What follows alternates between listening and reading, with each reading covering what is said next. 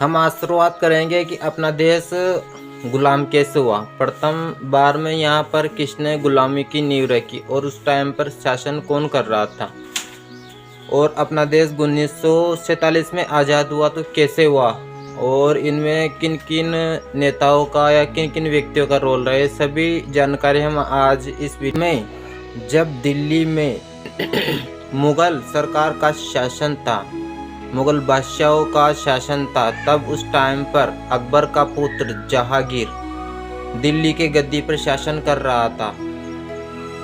तब अंग्रेज ने अपने भारत में एंट्री की। किस माध्यम से एंट्री की? लगभग अपने भारत से ब्रिटेन हजारों किलोमीटर की दूरी पर, बीच में बहुत बड़े बड़े समुद्र है, फिर भी यहाँ आकर वे हमें गुलामी की जंजीरों में बांध गए और अपने ऊपर शासन कर गए। तो ये शासन उन्होंने किस प्रकार किया?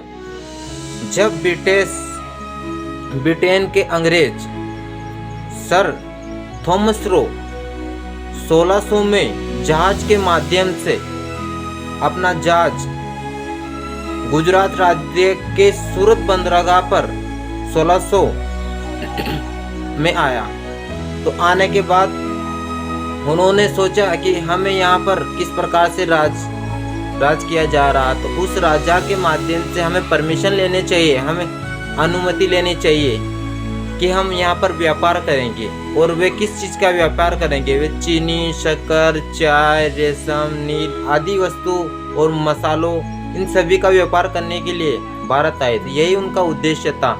लेकिन क्या हुआ? धीरे धीरे उन्होंने सोचा कि भारत एक राजतांत्रिक देश है, यहाँ कोई भी युद्ध लड़कर या जीत सककर इस देश के ऊपर राज कर सकता है, इस प्रजा के ऊपर राज कर सकता है, और उन्होंने इसी का फायदा उठाते हुए इस देश को गुलाम बनाया। तो सबसे ही पहले सर थॉमस रो मुगल बादशाह जहांगीर के पास गया, और जहांगीर के पास जाने के बाद उन्होंने दिल्ली के लाल किले में उन्होंने उनसे परमिशन ली कि मैं आपसे यह अनुमति लेना चाहता हूँ कि इंडिया में मैं मेरे एक कंपनी खोलना चाहता हूँ, यहाँ पर उसे डालना चाहता हूँ, उसके माध्यम से मैं व्यापार करूँगा और व्यापार कर कर आपके देश की भी इनकम ग्रोथ बढ़ाऊँगा। तो पहल जब अंग्रेज थॉमस ने मुगल बादशाह से जहांगीर से ये परमिशन ली कि मैं सूरत में अपना कारखाना स्थापित करूँगा, तो उन्होंने पहला कारखाना सूरत में स्थापित किया। और वहाँ सूरत किस लिए उनके भौगोलिक दृष्टि से अच्छा था? क्यों? क्योंकि ब्रिटेन भारत से एक बहुत दूरी वाला देश है। तो उन्होंने सोचा कि हम जहाज़ों के माध्यम से, ये रास्ता समुद्र का अपने लिए क्लियर है, तो हम जहाज़ों के माध्यम से जब व्यापार करेंगे, उद्योग करेंगे, तो हमें लाने ले जाने में आसानी होगी। और अपने गुजरात राज्य के सूरत एक बंदरगाह है, समुद्र के किनारे पर स्थित है, यहाँ पर लाने ले जाने में बहुत ही आसानी होगी। तो उन्होंने अपना पहला कारखाना सूरत में स्थापित किया और वहीं से वे व्यापार करने लगे। तो धीरे धीरे जब ये 1608 में भारत में आए, और इन्होंने जब ब्रिटेन में यानी कि पूरी देशों में मसाले की डिमांड बढ़ने लगी, यहाँ पर बहुत अच्छे प्रकार के मसाले थे, वे बहुत स्वादिष्ट मसाले थे। जब वहाँ इसकी मांग बढ़ने लगी, तो इन्होंने धीरे धीरे करके यहाँ पर मसाले इकट्ठे किए, और मसाले इकट्ठे करने के बाद जहाज़ों के माध्यम से समुद्री मार्गों से उनके देश में ले जाना शुरू कर दिया। तो इन्होंने प्रथम बार में नील, चाय, रेशम, कपास, मसाले, इन चीज़ों का यहाँ से निर्यात करना अपने देश में शुरू कर।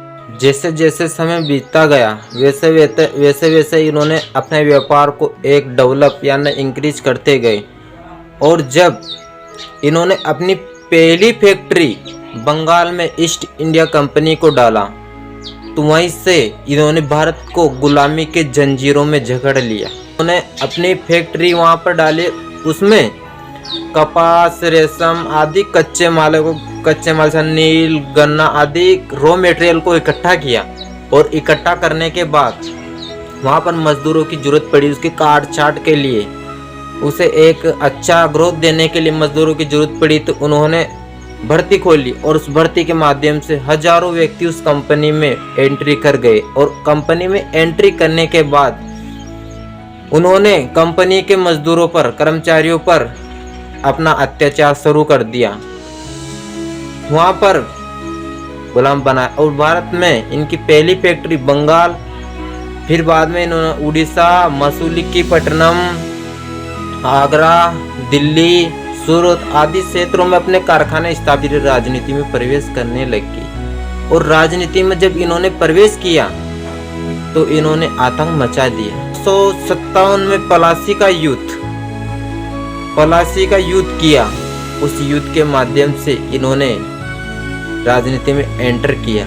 1764 में बक्सर का फिर युद्ध किया और फिर इन्होंने 1773 में रेगुलेटिंग एक्ट कर दिया। और रेगुलेटिंग एक्ट डायरेक्ट रूप से यानी कि उनकी सरकार महारानी एलिजाबेथ के माध्यम से यहाँ की सरकार कंट्रोल होने लगी और उनके आदेश और दिशा निर्देश के ऊपर इसके ऊपर राज करने लगे। और जब अपने देश के स्वतंत्रता सेनानियों ने उनको मालूम चल गया था कि ये अंग्रेज अपने ऊपर अत्याचार करने लग गए। कैसे? इनके ऊपर कर लगाने लग गए, कर वसूली करने लग गए, टैक्स लेने लग गए, कपड़े के ऊपर टैक्स, इनको जबरन भर्ती करवाने लग गए, जबरन मजदूरी करवाने लग गए। तो इन सभी चीज़ों के बारे में मालूम हो गया था।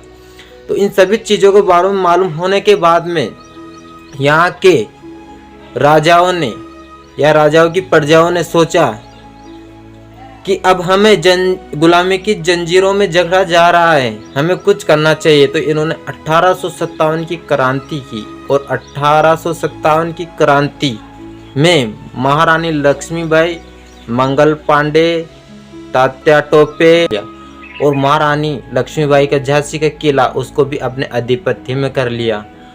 यानी कि पूरे भारत पे धीरे धीरे इन्होंने युद्ध कर करके अपने शासन को स्थापित कर लिया और अपना पूर्ण रूप से शासन स्थापित कर लिया।